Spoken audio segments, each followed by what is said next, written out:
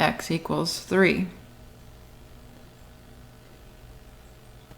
Good question, Taylor. Taylor asked if it doesn't simplify by factoring out, can we just start at the top and go the regular way? Absolutely. In some cases, you'll be able to multiply out and combine like terms, and in other cases, you will just have to leave the expression because it'll have things like square roots in it that can't simplify. Okay, so let's first remember to find the tangent line to the graph of a function. First, you need to find the slope of the tangent line, which is the derivative at whatever point, in this case at x equals 3. So you have to find f prime of 3 first, and then the next thing you're going to do is use y equals mx plus b. You will already have your m, which was f prime of 3. You know that x is equal to 3, and you can find your y by plugging that 3 into the original function and getting the y value. So that will give you your ability to find your b. And then the last step is just to write the equation, y equals mx plus b, filling in the m and the b. Okay, so let's start with finding the derivative. So you know we have the function f of x equals 2x minus 9 times x squared plus 6. One way to find this derivative would be to distribute first. The original function here, I'm rewriting right here. It is kind of small, sorry about that. So this is the original function, and we're concerned at finding the tangent line at x equals 3. Okay, so to find the derivative, you can either FOIL this out and take the derivative or use the product rule. I'm going to choose to use the product rule in this case, only because I want to practice it with you. So you remember, for the product rule, the derivative is going to be the first function times the derivative of the second, plus the second function times the derivative of the first. And so we have to identify what's our first and second function. The first function is the 2x minus 9. The second function is the x squared plus 6. So f is 2x minus 9. S is x squared plus 6. We're also going to need their derivative, so f prime, the derivative of 2x minus 9 is going to be 2 minus 0, or 2. And the derivative of the second function, x squared plus 6, is going to be 2x plus 0, or just 2x. So we're going to plug into our formula here, so the product rule. F prime of x equals, we're going to have 2x minus 9 times 2x plus, then we're going to have x squared plus 6 times 2. Okay, so that's really our derivative, but it's not in the nicest form. We could look at factoring what's in common, but there's not much, only a 2. So let's go ahead and distribute and see what happens. So f prime of x is going to be, let's see, distributing the 2x, we get 4x squared minus 18x. And distributing the 2, we get plus 2x squared plus 12.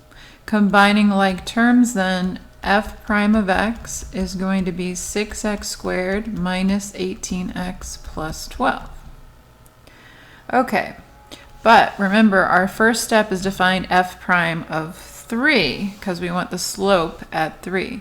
So f prime of 3 will be our slope m of our tangent line. So plugging in 3, we get 6 times 3 squared minus 18 times 3 plus 12. And 6 times 3 squared is going to be 6 times 9, which is 54. 18 times 3 is also 54, but negative. So this is just going to turn out to be 12. Okay, so that's step 1. We found our slope m is equal to 12. All right, now for step 2 of this problem, what we need to do is to plug into y equals mx plus b. We need the slope, which we just found was 12. We need x equals 3. We got that. And then we need f of 3. So let's find f of 3. That's the y value when x is 3. Now for that, we need to plug into the original function, which remember was up here. So be careful not to plug into the derivative. We already did that. That gave us our slope. We just want our y coordinate now. So we're going to plug in and we're going to get 2 times 3 minus 9 times 3 squared plus 6. So that's going to be 6 minus 9 is negative 3. 9 plus 6 is 15. And if you multiply those together, you get negative 45. So the y coordinate that goes with 3 is negative 45. So in the equation y equals mx plus b, plugging everything in, we have negative 45 equals m, which is 12, times x, which was 3, plus b. Now 3 times 12 is 36, and subtracting 36 over to find b, we're going to get b is equal to negative 81. Okay, so we have reached our goal because we wanted to write the equation of the line and we have all the information we need. The equation of the tangent line will be y equals 12 times x minus 81. Okay, so I wanted to show you a picture of what we just found because this is all very abstract, maybe seeing a visual. Remember, we're talking about this function f of x equals 2x minus 9 times x squared plus 6, and we were looking for the tangent line at x equals 3, and we found that that tangent line's equation is 12x minus 81. There's a very nice graphing website called desmos.com, and what I've done is I've gone in here and I've graphed the function f of x equals 2x minus 9 times x squared plus 6, and the tangent line that we found, y equals 12x minus 81. And you can see that at the point 3, negative 45, those are our x and y coordinates that we had. Here's the graph in blue of the line y equals 12x minus 81. You see how it just touches at that point and glances off. So this is the tangent line to the curve at that point. So that's what we found. Now, the second part of this question, we're still working with the same function. The second part of the question says to find any points on the function where the tangent line is horizontal. All right, so for a tangent line to be horizontal, the slope needs to be 0. I'm going to show you what that looks like. I don't know why this is doing this. Hold on. Okay. I want to show you what that looks like on the graph. So for example, right here, it looks like at right about this point, 1, negative 49, the graph flattens out. So there should be a horizontal tangent line at that point. But let's see how we find it algebraically. So your method will always be the same when you're asked to find the points where the tangent line is horizontal. You always set the derivative equal to 0 and solve for x. Because what is the derivative? The derivative is m, or the slope of the tangent line. And to be horizontal means it has a slope of 0. Okay, so we 2. And when we solve this type of equation, we have several different options. Most common two options are factoring or quadratic formula. Let's see if this factors. So first I'm going to look at the GCF for all three of the terms. I see they have a 6 in common. So I'm going to divide both sides by 6. Okay, so that's going to give me x squared minus 3x plus 2 is equal to 0. Now this is a trinomial. The first term is x squared, so the only way that can happen that it factors would be x plus or minus something times x plus or minus something. We're looking for two numbers that multiply to give you positive 2 and add up to negative 3. So we have to multiply to give you a 2 and add up to negative 3. Well, in order to multiply to give you a positive and add to a negative, they have to both be negative. And then one of them's got to be a 1, it's got to be a 2. So the reason we factor is because we can use the zero product property. And what that says is if you multiply mystery numbers together and get 0, one of them had to be 0. So either x is 1 or x is 2 in this case. So what is it that we just found? We found the x coordinates where our graph is supposed to have a horizontal tangent line. It asked us for the points, so let's go ahead and also find the corresponding y coordinates. So when x is 1, 1 would be the y value.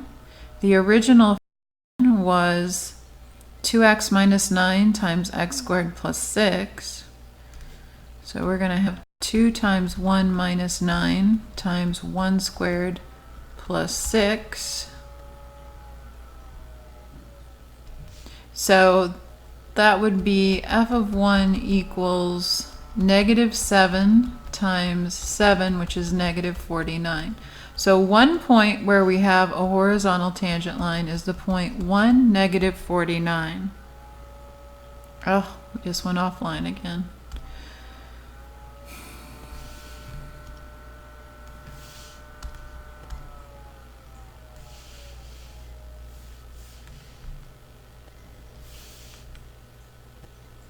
I'm just pausing a second because the stream went offline.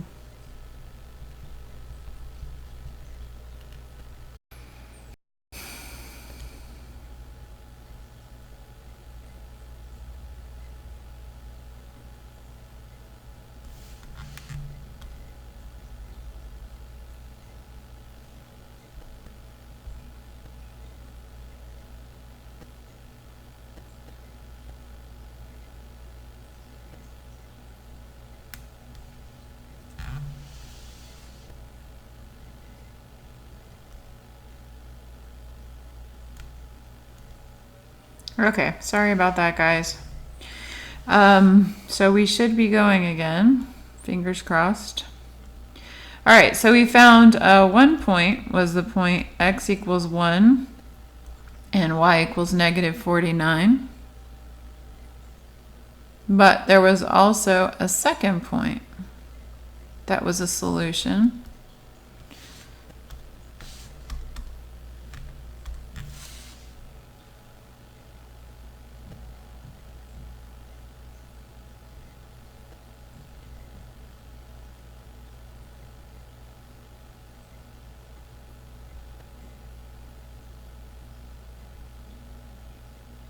Hold on, Taylor. I'm trying to get my program to work here. Something weird is going on.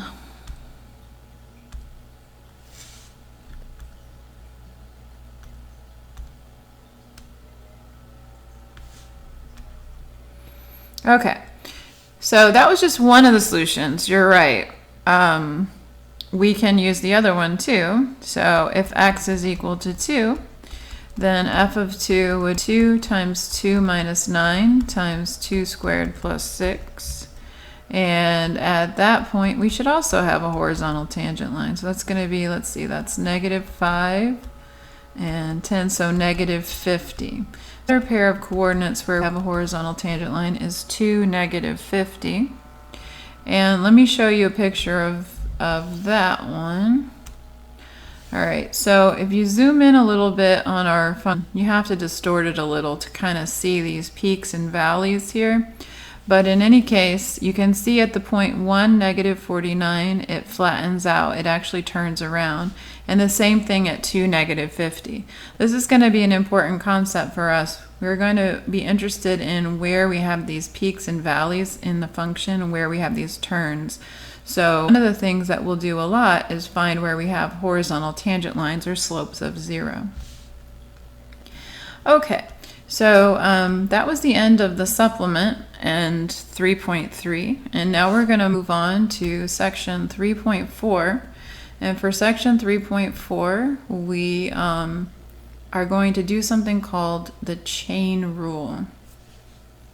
In order to do the chain rule, we need to, I'm going to zoom in. I know it's a little small here. Equals x squared plus 4 to the 3rd power. It's really a combination of 2 part. So if I wanted to break this up into 2 functions written as a composition, f of g of x, this part, g of x, I'm referring to as the inner part of the function. So what's happening on the inside of this function is we're taking x, squaring it, and adding 4 to it. But then there's this additional operation outside here, and I don't know, that number looks kind of small, so I'm going to rewrite it bigger, and that is that this whole thing is being cubed.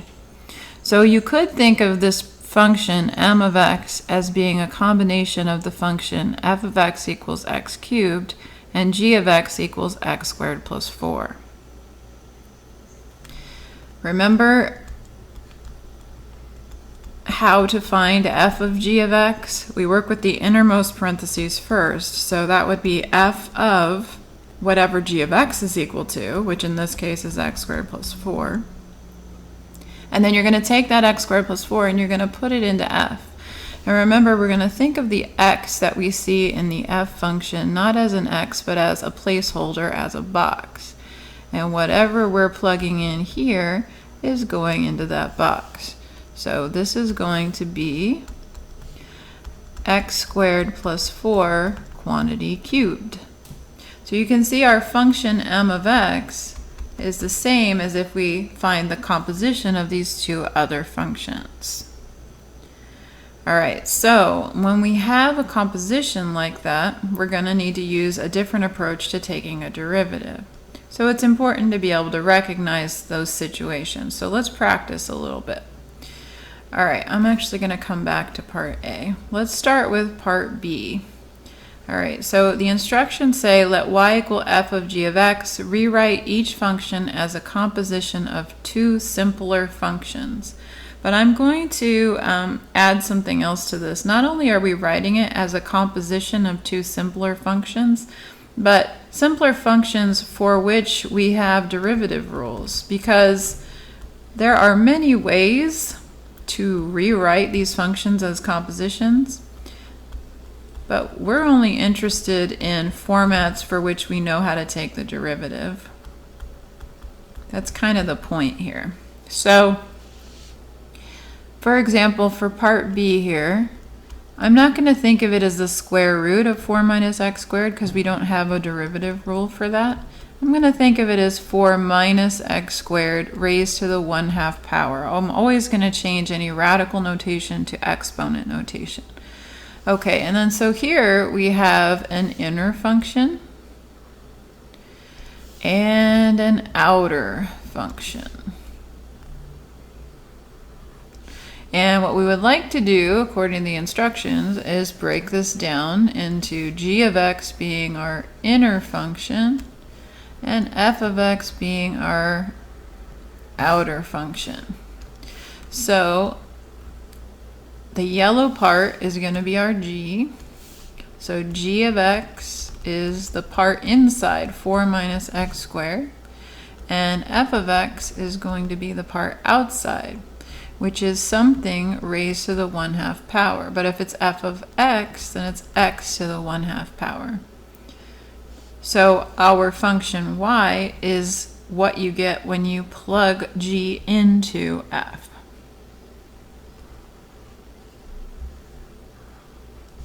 Okay, let's try another one.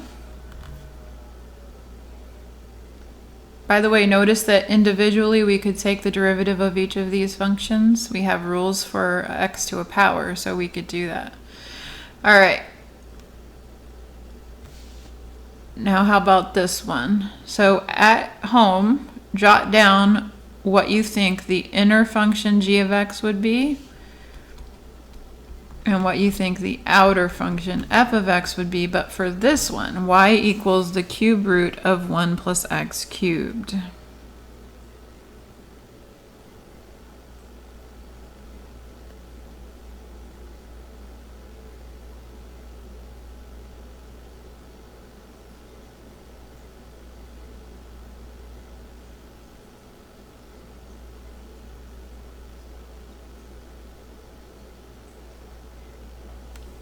And the stream went offline again. Let's see.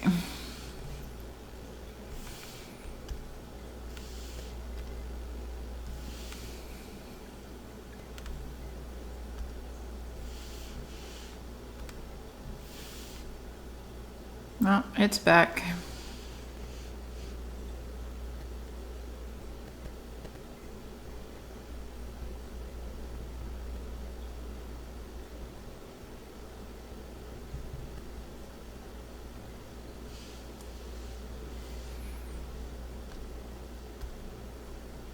Okay, so hopefully you identified that the inner function is 1 plus x cubed and that the outer function is, well, we don't want to keep it as the cube root. Let's rewrite it first. So thinking of this as 1 plus x cubed to the 1/3 power, the inner function is still 1 plus x cubed.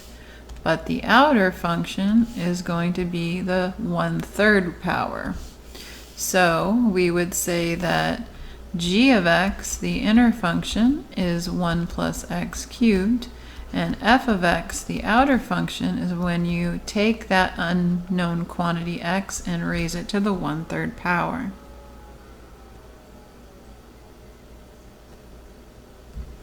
Yes, when you're breaking it down into a composition of functions, you're looking for the inner function g of x and the outer function f of x.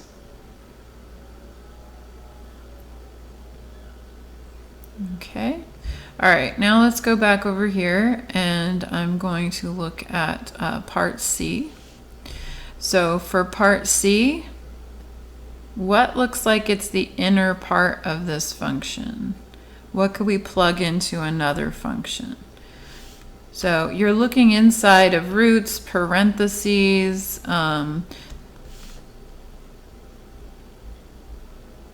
we'll see other situations as well, but let's start with roots and parentheses. Whatever's inside the root or the parentheses, that's what you're plugging into the other function. So your inner function in this case is going to be g of x equals x to the 8th minus 4.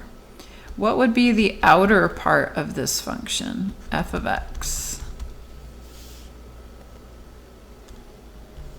So looking back at y, the outside of the parentheses, we're multiplying by 5 and squaring. So f of x is going to be 5 times x squared.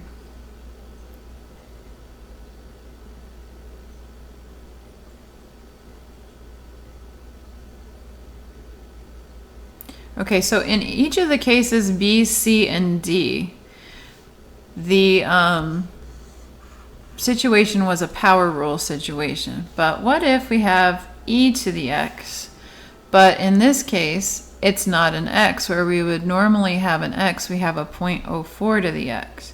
So that 0.04, not 0.04 to the x rather, but 0.04 times x. So that 0.04 times x has been plugged into another function. So when you have an e as your base and variables in the exponent, and you're looking for the inner function, it's going to be what's in the exponent. So that's here in this case is our inner function, and our outer function is around it. Okay, so our inner function g of x would be the 0.04x. That's inside the exponent. so it's the inner part.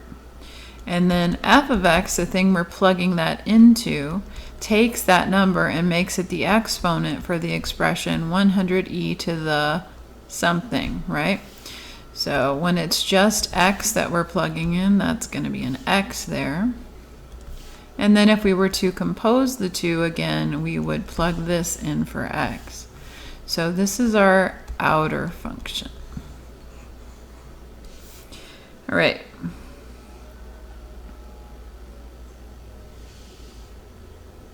When Taylor asked me to repeat what I just said about when you have e as your base, e to a power, with something with an x in it, so it's a function, then whatever's in the power is going to be the inner part of that function.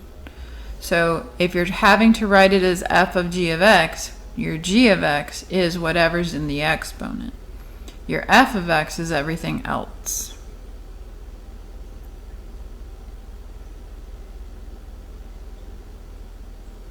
Okay? All right, so the purpose of this exercise is basically just to remind you about composition and to help you look at each function as an inner part and an outer part, because we're going to need to think of it that way to use a derivative formula called the chain rule. And what the chain rule says is that if you have a function, in this case we're calling it m of x, that can be written as a composition of two functions, one function plugged into the other, where g of x is the inner function and f of x is the outer function. Then when you recognize that you have that, you can take the derivative by doing the following. First, you take the derivative of the outer part of the function, but with g of x plugged into it. Then you take the derivative of the inner part of the function and multiply it times what you got for the outer. So in words, what we could say is that the procedure is to take the derivative of the outer function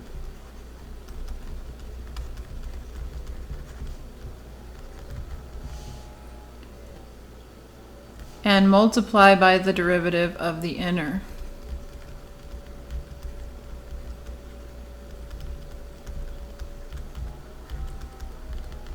With the stipulation that when you take the derivative of the outer function, you're going to leave the g of x alone, the inner function alone. Okay? All right, so that's the rule, but it's kind of abstract. So let's see what it actually means to do it, and then I'll come back and look at the rule again. All right, so the easiest examples of the chain rule are the ones that are a quantity raised to a power. And so here, whenever we have that, we know that the inner function is the stuff in the parentheses, and the outer function is x equals x to the fourth. All right, let's pretend for a minute that it was just f of x equals x to the fourth. How would we take the derivative of the... Hold on, gotta pause.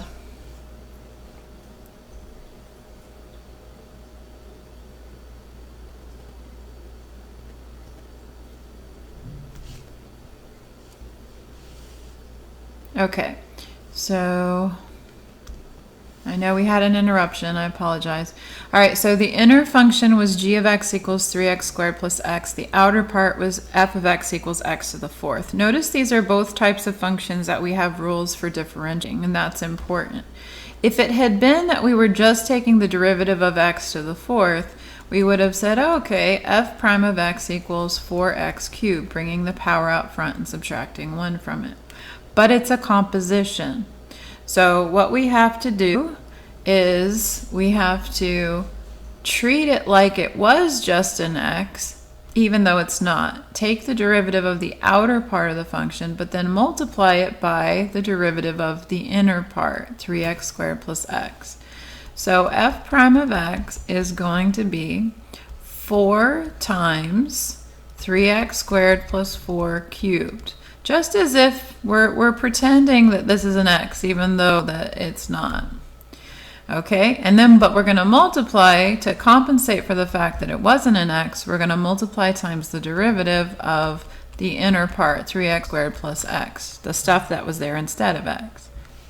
So f prime of x is going to be 4 times 3x squared plus 4 cubed times the derivative of 3x.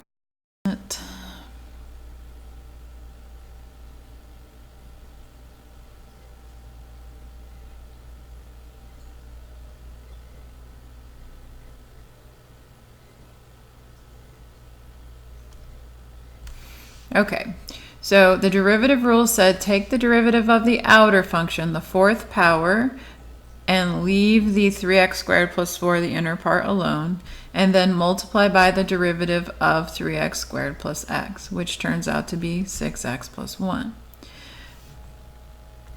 So let's scroll up and see that that's exactly what the chain rule says. Take the derivative of the outer part of the function, leaving the inside parts the same, and then multiply by the derivative of the inside part.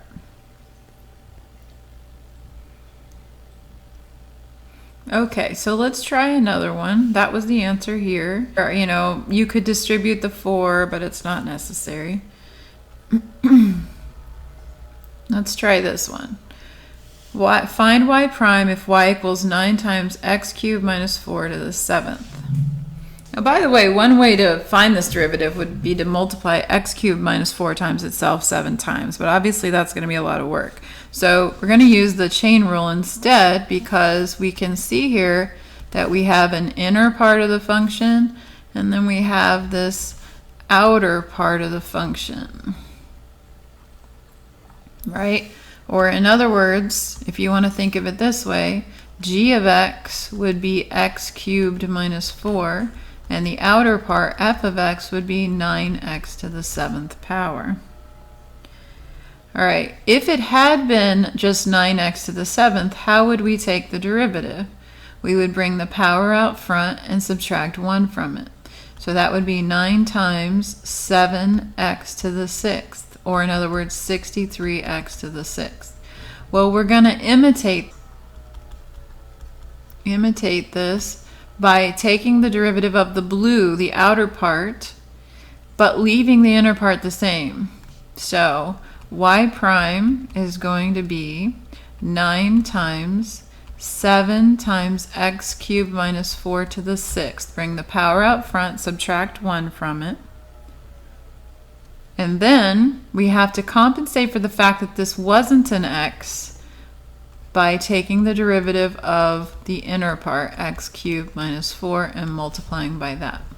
So y prime is going to be 63 times x cubed minus 4 to the 6th times, what's the derivative of x cubed?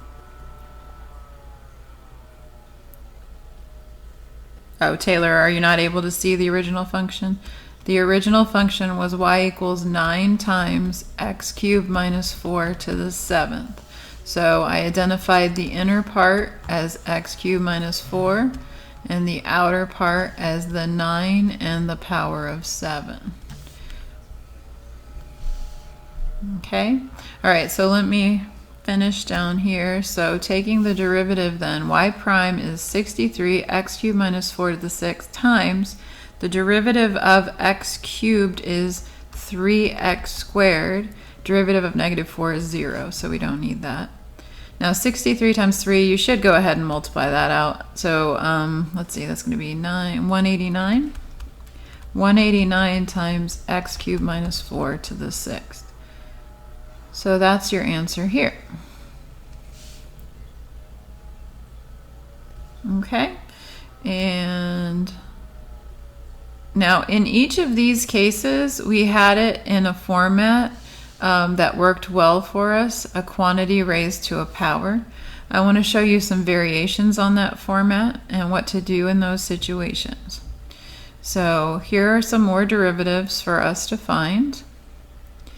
All right, so notice the difference between what we see here and what we did in the previous problem. This one is in the denominator of the fraction. So I'm going to change it. I'm going to say DDA of, and we're going to change it to a squared plus 4 to the negative 2 power. How did I get 189? There was a 3x squared. Oh, I forgot the x squared. I'm glad you asked that. There was an error there. Whoops. Okay, there's a 3x squared here, so I multiplied the 3 times the 63. And that gave me 189.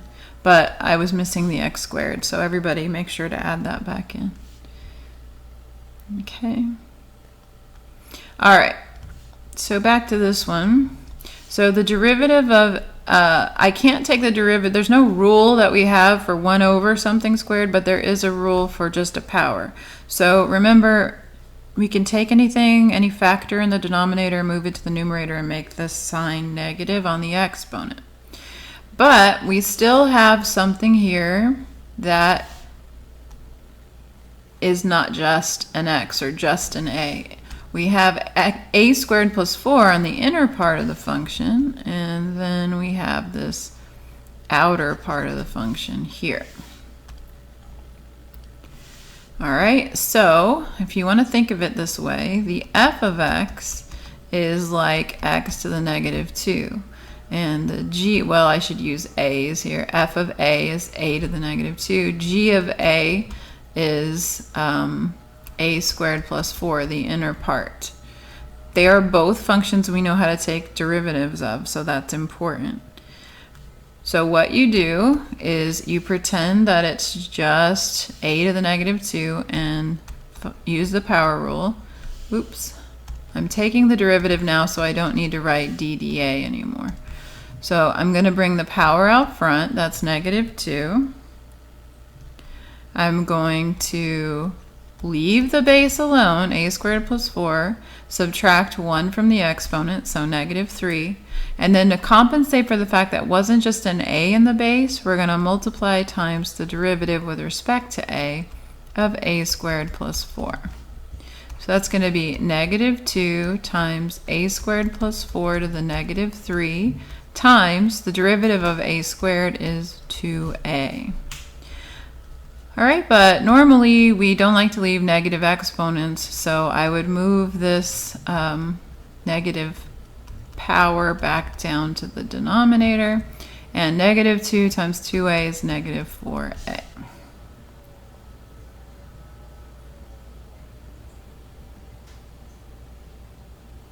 Okay. So that is the derivative we were looking for here. Now let's look at part D. To save time, we're just going to go look at part D. All right. So for part D, we're trying to find y prime. Notice that we have a radical. So the first thing you want to do is think of any radicals as exponents. So this is 1 over 7x plus 6 to the 1/3 power. But this is not a good format for applying our power rule and our chain rule. So what we're going to do is we're going to change it to y equals 7x plus 6 to the negative 1/3 power. So anytime you have a radical, change it to a fraction exponent. Anytime you have a power in the denominator, if possible, just flip it to the numerator. Okay, so now we can see pretty clearly that we have an inner function of 7x plus 6 and an outer function of negative 1/3 exponent. Or in other words, if we were breaking it down the way we did in the previous problem, g of x, the inner part, would be 7x plus 6, and f of x, the outer part, would be x to the negative 1/3. These are both functions we know how to take the derivative of. All right, so applying the chain rule, we would say y prime equals, we're going to bring the power out front, negative 1/3, leave the base the same, don't take its derivative, and then subtracting 1 from negative 1/3 is like subtracting 3/3, so you get negative 4/3, times, since that wasn't just an x, we have to multiply times the derivative to compensate the derivative of 7x plus 6, the inner function. All right, the derivative of 7x plus 6 is just 7, right? This guy here is just 7. So 7 times negative 1/3 is negative 7/3, and we're going to move the negative exponent down into the denominator. So our final answer for that one would be y prime equals negative 7 over 3 times 7x plus 6 to the positive 4/3.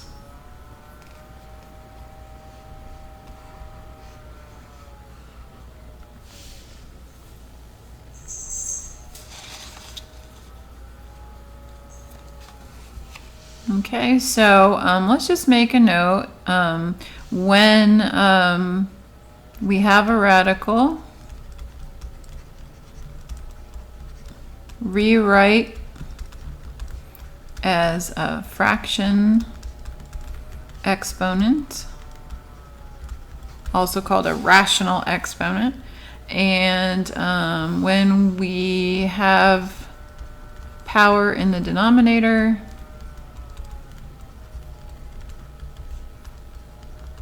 move to numerator and change the sign. Okay, and then when you take the derivative, you're going to use the chain rule.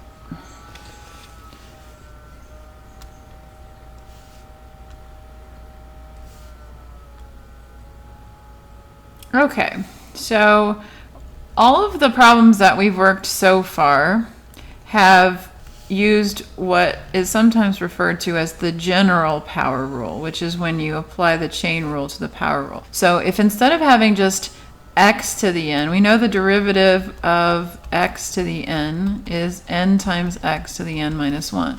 But if instead of having x to the n, you have something else to the n, some other function of x to the n, what did we do? We brought the power out front still, subtracted 1 from it, we left the base the same, and then we multiplied by the derivative of the inner part, the base, to compensate for the fact that it wasn't an x. So applying the chain rule to our regular rule, we get a rule that looks like this. The derivative of x to the n equals n times f of x to the n minus 1 times the derivative of f of x. But the power rule isn't the only rule that can be adapted to apply to more functions by using the chain rule. We also learned that the derivative of the natural log of x, for example, is equal to 1 over x.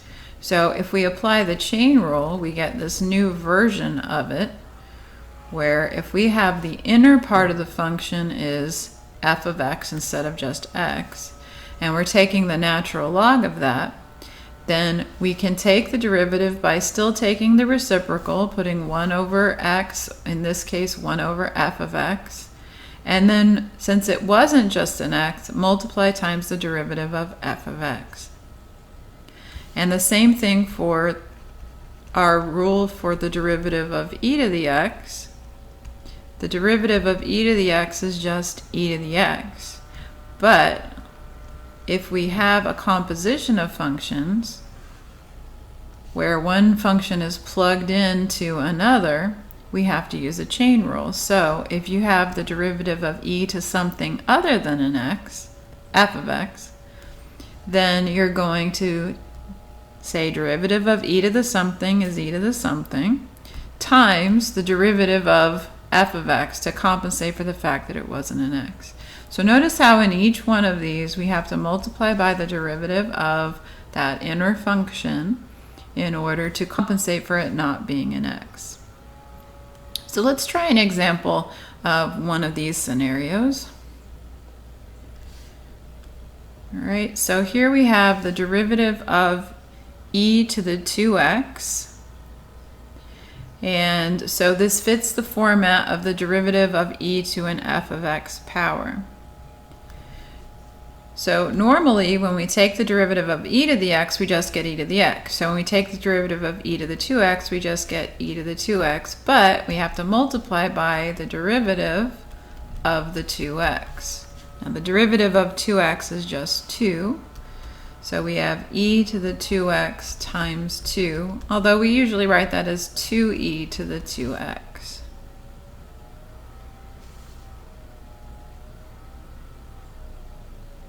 Let's try another one with the natural log. So I'm going to copy down this natural log rule from up top there. The derivative of the natural log of f of x, you're going to take 1 over whatever you were taking the natural log of times.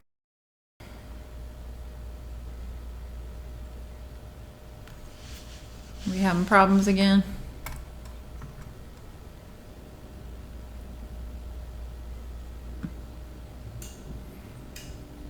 All right, looks like it's back on. Sorry about that. Okay, so we have natural log of x squared plus 9. So we're going to take 1 over that function, 1 over x squared plus 9. But then since it wasn't an x, we're going to multiply by the derivative of x squared plus 9. So that's going to be 1 over x squared plus 9 times the derivative of x squared plus 9 is 2x. So that's going to be 2x over x squared plus 9.